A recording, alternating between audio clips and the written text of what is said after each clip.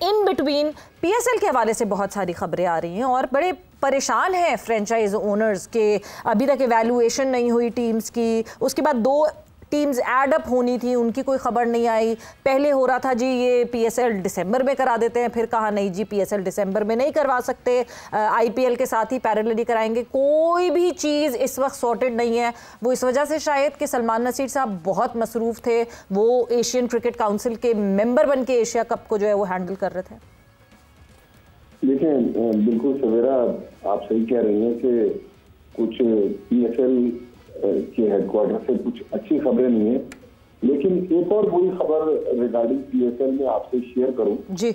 आपको पता है कि बांग्लादेश के जो आम इंतखाबात हैं वो होना है फरवरी में, और नॉर्मली जो बांग्लादेश प्रीमियर लीग थी वो जो एक्चुअल शेड्यूल थी वो शायद दिसंबर की किसी तारीख को थी। अब मुझे ये खबर मिली है कि बांग्लादेश क्रिकेट बोर्ड ने बीसीसीआई से कहा है कि अप्रैल मई में जब आईपीएल होगी तो हम भी बांग्लादेश प्रीमियर लीग करवाना चाहते हैं। तो आपको पता है कि पाकिस्तान क्रिकेट बोर्ड भी उसी विंडो में पीएसएल करवाना चाह रहा है। बिल्कुल। बीसीसीआई ने कहा जी 100 बिस्मिल्लाह। उनका जो मसला था वो तो पाकिस्तान की लीग को खराब करना चाह रहे हैं। तो ये हमारे लिए एक बुरी खबर है कि अगर आईपीएल भी चल रही है, बांग्लादेश प्रीमियर लीग भी चल रही है और पीएसएल भी चल रही है, तो जाहिर है प्लेयर तो डिमांड होंगे, हमारे पास कुछ और अच्छे प्लेयर आने से महरूम हो जाएंगे। एक तो ये मसला है। दूसरा मसला ये है कि डेट तो अभी तक पीएसएल की अनाउंस हुई नहीं, लेकिन जो हमने सुना है चूंकि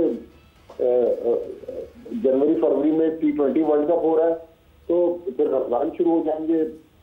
पीएसएल के लिए पाकिस्तान क्रिकेट बोर्ड की जो विंडो है वही पिछले साल वाली विंडो है जो आईपीएल से क्लैश कर रही है। तो मेरे ख्याल में बहुत सोचे विचार की जरूरत है।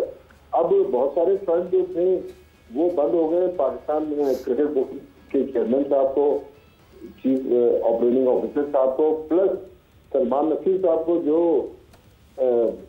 ऑटो पे पीएसएल को चला रहे हैं जी, उनको चाहिए कि इस तरफ तवज्जो दें और देखें कि ये बांग्लादेश प्रीमियर लीग की अगर हमारी विंडो के साथ भाटी साहब ये ऑटो जिसको श्रीलंका में टुक टुक कहते हैं उसकी बात कर रहे हैं आप? मैं आज हाफिज साहब मेरे जहन में बहुत देर से आ रहा था, मैंने कहा कि ये क़यामत की निशानी है कि हाफिज इमरान जो है वो भी विमेंस क्रिकेट में तबसरा कर रहे हैं। आप तो फिर आप खुद ही श्रीलंका टुक पे पहुंचे जी, वाकई टुक का भी पूरी हाल है। उसी रफ्तार में पीएसएल के मामला आगे बढ़ रहे हैं ना। कल आप अली करीम का ट्वीट पढ़ लें, वो सांप कह रहे हैं किसी को, तो मतलब मामला तो बहुत गड़बड़ जा रहे हैं। और अब फ्रेंचाइज ओनर से बात करें, मैं अली करीम ने एक ट्वीट किया था, मैंने 2 जगहों से और पता किया, उन्होंने कहा कि फ्रेंचाइज ओनर ने कहा कि वाकई जो आखिरी 2 जो व्हाट्सएप ग्रुप था उसमें 2 चीजें जो शेयर हुई थी, एक ईद मुबारक की चीज शेयर हुई थी, एक और किसी एक ईद मिलादुन नबी की मुबारकबाद जो है वो शेयर हुई थी। बिल्कुल भट्टी साहब, ये तो देखें ये मसाइल तो हैं ही और ये मसाइल चल रहे हैं। मेरा ख्याल से बहुत जल्दी पाकिस्तान क्रिकेट बोर्ड को अपने हाउस इन ऑर्डर को जो है प्रॉपर करना पड़ेगा। मगर हम जब बात करते हैं एक बिल्कुल, क्योंकि वक्त का मुकाबला सख्त है, आपने जिस तरह जो है भारत की बात की और जिस तरह ये अभी हमारी डिस्कशन आगे चल रही थी, मलेशिया में खेला गया जौहर सुल्तान कप और जो है वहाँ पे सुल्तान ऑफ जौहर कप खेला गया और वहाँ पे तो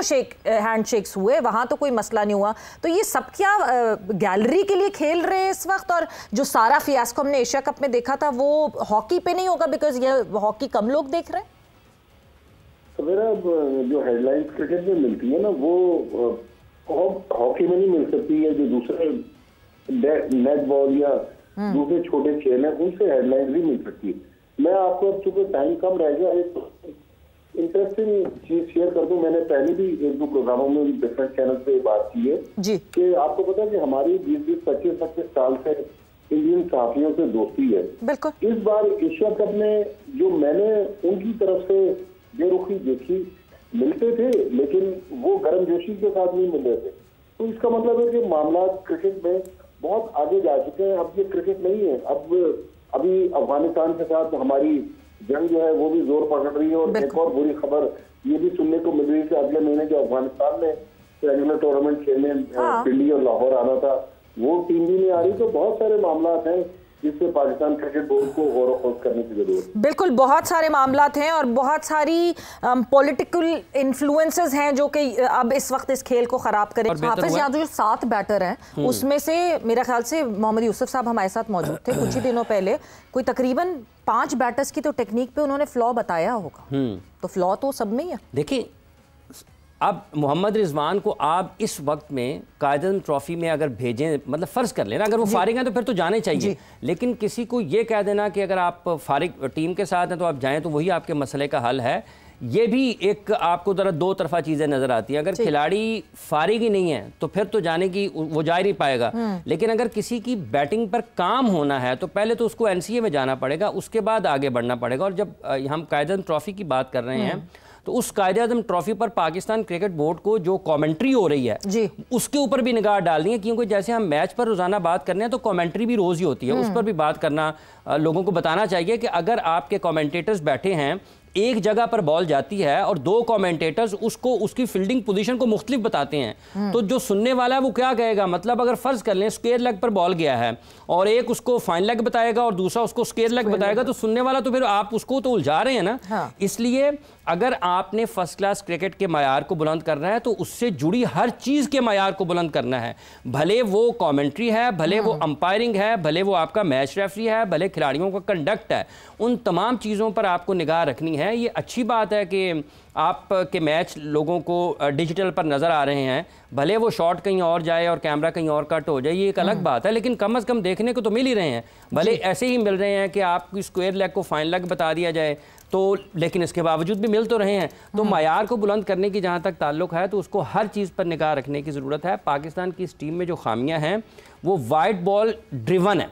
हाँ। क्यों? वाइट बॉल ज़्यादा खेलते हैं और उस वजह से खिलाड़ियों में शॉट्स खेलने का, गैर ज़रूरी तौर पर शॉट्स खेलने का जो रुझान है उसने शिद्दत पकड़ी हुई है और इसमें घिरी हुई नजर आई है। और साउथ अफ्रीका की टीम, ऐसा नहीं है कि पाकिस्तान के खिलाड़ियों ने ख़राब शॉट खेले हैं, पाकिस्तान की बैटिंग कोलैप्स हुई है, लेकिन होनी नहीं चाहिए। आप जब टेस्ट स्पेशलिस्ट हैं तो आपको तो अपनी विकेट की प्राइस रखनी चाहिए ना। मतलब सऊद शकील भी अगर बॉल खड़ा करेंगे बड़े शॉट के ऊपर, अगर इमामुल हक भी अपनी इनिंग्स को 50 कन्वर्ट नहीं करेंगे 100 में और 100 इंटू बिग 100 में, तो आप तो टेस्ट मैच प्लेयर हैं। अब्दुल्ला शफीक अगर अपनी इनिंग्स को बिल्ड नहीं करेंगे, 50 नहीं करेंगे, 100 नहीं करेंगे, तो एक टेस्ट स्पेशलिस्ट बैटर से तो आप वो तवक्को करते हैं ना। वनडे क्रिकेट जो ज्यादा खेलते हैं या व्हाइट बॉल क्रिकेट खेलते हैं उनका तो आप उजर ले सकते हैं, लेकिन जो टेस्ट स्पेशलिस्ट हैं, बिशमोल कप्तान साहब शान मसूद, अगर उनको भी जल्दी पड़ी रहेगी कि उन्होंने भी आते साथ इधर भी मारनी है उधर भी मारनी है, हर बॉल पे सिंगल भी निकालना है, तो फिर आपकी बैटिंग कोलैप्स करती है। इन चीज़ों को ठीक करने की ज़रूरत है। ये जो टॉप प्रोफेशनल्स हैं पाकिस्तान के, उनको देखना है कि कैसे इसका हल क्या निकालना है। इमरान साहब, टेस्ट सीरीज़ के हवाले से बात करना चाहूँगी कि पाकिस्तान का WTC नए साइकिल का आगाज़ तो बहुत अच्छा रहा। अब पाकिस्तान ने 3 होम सीरीज़ भी खेलनी है और 3 अवे सीरीज़ भी खेलनी है। अगर इसी स्ट्रैटेजी से चलते रहेंगे तो WTC फाइनल में कितने चांसेस बढ़ सकते हैं पाकिस्तान के? एक तो पाकिस्तान को अच्छी क्रिकेट होम खेलनी चाहिए। अब जैसे मैच्योरिटी की अगर बात करते हैं ना, जो आपको ज़्यादा मैचेस मैच्योरिटी देते हैं, अब जब डेवॉल्ट ब्रेविस खेल रहे थे उनकी बैटिंग को देखें कि उन्होंने कैसे बैटिंग की।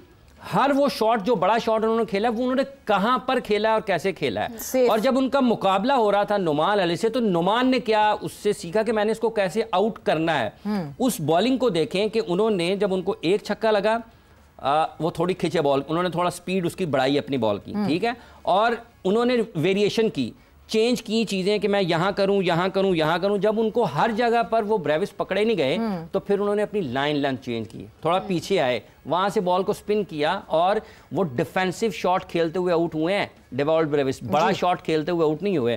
तो आपको इस किस्म की स्मार्टनेस की, जहानत की ज़रूरत है, और ये आपको आती है वक्त के साथ साथ। कुछ लोग जल्दी सीख जाते हैं, कुछ को वक्त लगता है, लेकिन नुमान को क्रेडिट देना चाहिए कि उन्होंने उस मुकाबले में कामयाबी हासिल की। सिर्फ वक्त नहीं, आपका गेम टाइम। आप वो ऐसे नहीं कि आप वक्त गुजार रहे हैं मगर आप खेल ही नहीं रहे तो कौन सा गेम टाइम। नुमान ने जितना, वो कहते हैं ना कि जितना फर्स्ट क्लास में खेला है वो नुमान का आज दिखा, बिल्कुल वो आज जो है वो दिखा। But Iram, coming towards you, experience की जहां हम बात करते हैं और जिस तरह नुमान के, हमने डोमेस्टिक के एक्सपीरियंस की बात की है,